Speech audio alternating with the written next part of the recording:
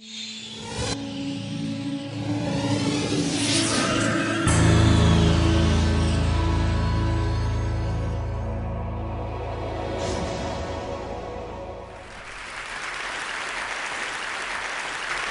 I'm going to tell you a little bit about reimagining food.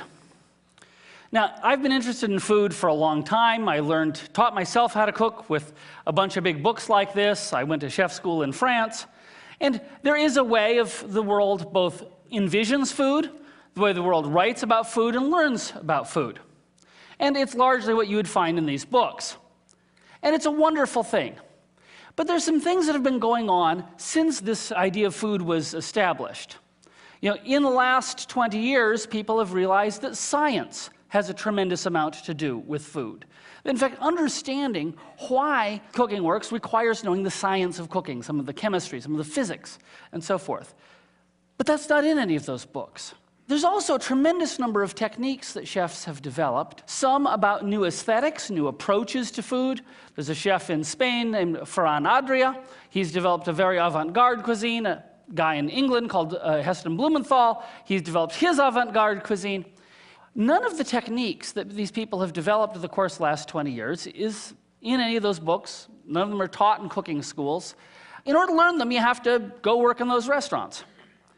And finally, there's the old way of viewing food is the old way.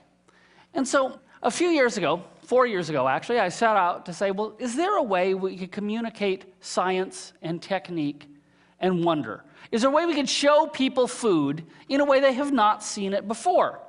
So we tried, and I'll show you what we came up with. This is a picture called a cutaway. This is actually the first picture I took in the book. The idea here is to explain what happens when you steam broccoli. And this magic view allows you to see all of what's happening while the broccoli steams. Then each of the different little pieces around it explain some fact. And the hope was twofold. One is you could actually explain what happens when you steam broccoli. But the other thing is that maybe we could seduce people into stuff that was a little more technical, maybe a little bit more scientific, maybe a little bit more chefy than they otherwise would have. Because with that beautiful photo, maybe I can also package this little box here that talks about how steaming and boiling actually take different amounts of time. Steaming ought to be faster. It turns out it isn't because of something called film condensation. This explains that. Well, that first cutaway picture worked. So we said, okay, let's do some more. So here's another one. We discovered why woks are the shape they are. This shape wok doesn't work very well. This caught fire 3 times. But we had a philosophy, which is it only has to look good for 1,000th of a second. And one of our canning cutaways, once you start cutting stuff in half, you kind of get carried away. So you can see we cut the jars in half as well as the pan. And each of these text blocks explains a key thing that's going on. In this case, boiling water canning is for canning things that are already pretty acidic. You don't have to heat them up as hot as you would something you do pressure canning because bacterial spores can't grow in the acid. So this is great for pickled vegetables, which is what we're canning here. Here's our hamburger cutaway. One of our philosophies in the book is that no dish is really intrinsically any better than any other dish. So you can lavish all the same care, all the same technique on a hamburger as you would on some much more fancy dish. And if you do lavish as much technique as possible and try to make the highest quality hamburger, it gets to be a little bit involved. The New York Times ran a piece after my book was delayed, and it was called "The Wait for the 30-Hour Hamburger Just Got Longer." Because our hamburger recipe, our ultimate hamburger recipe, if you make the buns and you marinate the meat and you do all this stuff, it does take about 30 hours. Now, of course, you're not actually working the whole time. Most of the time it's kind of sitting there. The point of this cutaway is to show people a view of hamburgers they haven't seen before and to explain the physics of hamburgers and the chemistry of hamburgers. Because believe it or not, there is something to the physics and chemistry, in particular those flames underneath the burger. Most of the characteristic char-grilled taste doesn't come from the wood or the charcoal. Buying mesquite charcoal will not actually make that much difference. Mostly it comes from fat pyrolyzing or burning.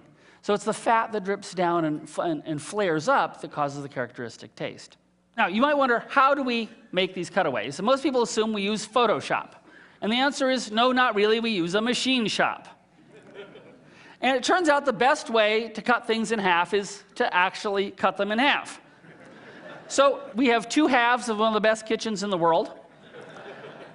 Well, we cut a $5,000 restaurant oven in half. The manufacturer said, "What would it take for you to cut one in half?" I said, "It would have to show up free." And so we showed up, we used it for a little while, we cut it in half. Now, you can also see a little bit how we did some of these shots. We would glue a piece of Pyrex, or heat-resistant glass, in front. We use a red, very high-temperature silicone to do that. The great thing is when you cut something in half, you have another half. So you photograph that in exactly the same position, and then you can substitute in, and that part does use Photoshop, just the edges. So it's very much like in a Hollywood movie where a guy flies through the air supported by wires, and then they take the wires away digitally so you're flying through the air. In most cases, though, there was no glass. Like for the hamburger, we just cut the damn barbecue. And so those coals, they kept falling off the edge. We kept having to put them back up. But again, it only has to work for thousandths of a second. The wok shot caught fire 3 times. What happens when you have your wok cut in half is the oil goes down into the fire and boom. One of our cooks lost his eyebrows that way. But hey, they grow back. In addition to cutaways, we also explain physics.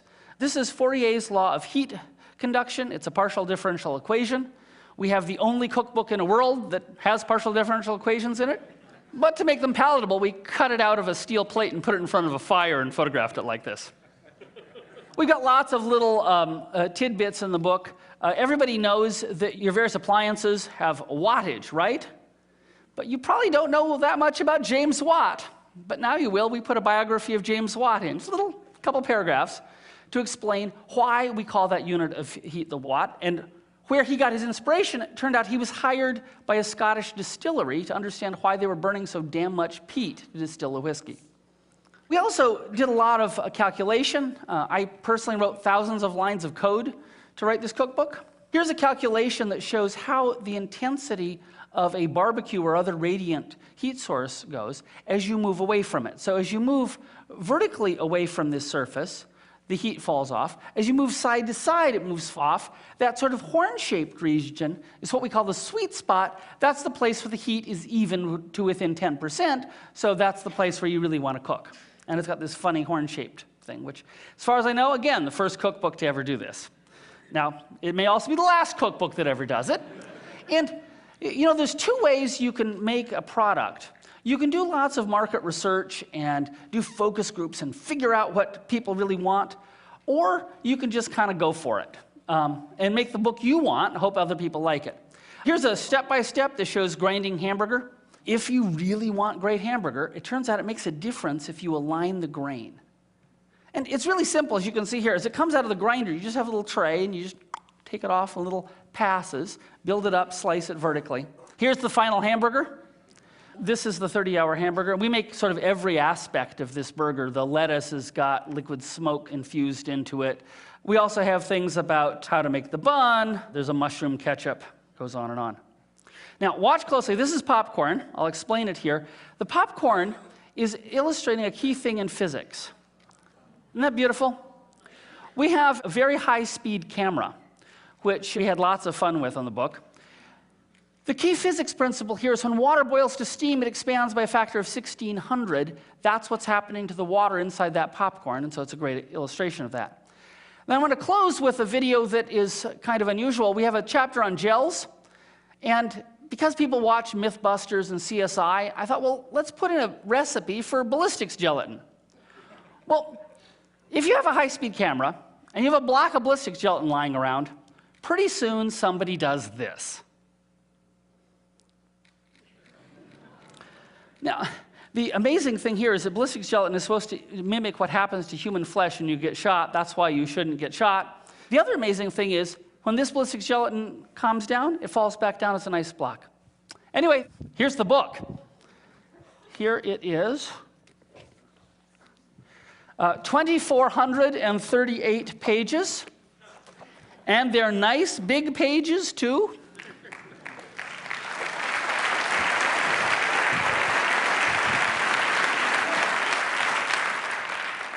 A friend of mine complained that this was too big and too pretty to go in the kitchen, so there's a 6th volume that has washable, waterproof paper.